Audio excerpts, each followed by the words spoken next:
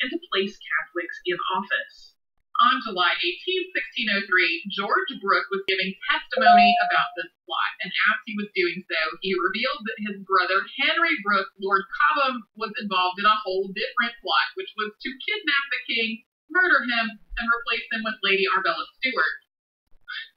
There were no real connections between the main plot and the byplot, except for the fact that George and Henry Brooke were brothers, and each of them was involved in one of these plots, and that the authorities found out about the main plot while investigating the byplot because of the connection between the brothers Brooke.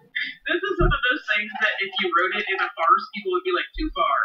The whole thing is so weird and convoluted. During months of interrogations, Cobham made and retracted a whole huge string of changing confessions and accusations against Raleigh. The most consistent and possibly believable charge was that Raleigh sought out a pension from Spain in exchange for providing information about British activities in the Low Countries or the Indies. After Queen Elizabeth died, Raleigh had once again lost most of his estates and monopolies and other favors. He needed money, and it's possible that he needed it badly enough to be willing to give information for it, even to the Spanish. Raleigh was arrested based on Cobham's accusation. I mean, even though they kept changing and he kept recanting them and then having a completely different story, the fact that he was implicating himself while making these accusations made people believe it more.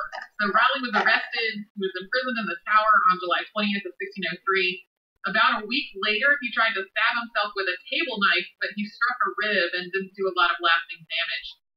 When Raleigh and the rest of the co-conspirators were put on trial, he spoke in his own defense, including answering some questions about his actions back in the siege of Smerwick in 1580. His response to these questions about whether he had acted appropriately was basically that he was following his commander's orders.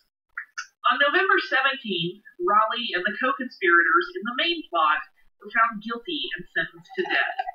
About 2 weeks later, Cobham once again retracted a lot of the accusations that he had made against Raleigh.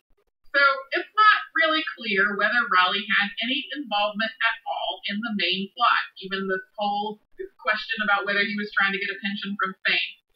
But regardless of that question, he was definitely guilty of treason under the terms of the law at the time, because the Treason Act of 1531 included in its definition of treason, quote, when a man doth compass or imagine that our Lord the King was treason.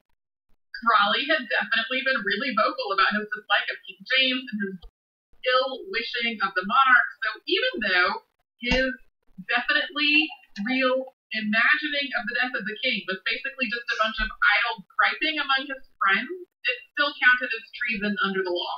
On December 9th, 1603, Walter Raleigh and the other condemned men were taken out to the scaffold one at a time to be executed.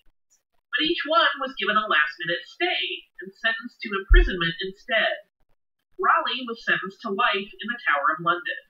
He spent the next 13 years in prison in the but honestly, this was a pretty luxurious incarceration.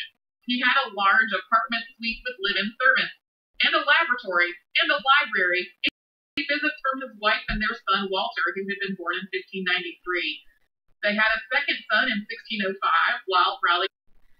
No, this is when I almost always listen to podcasts when I bathe her, just to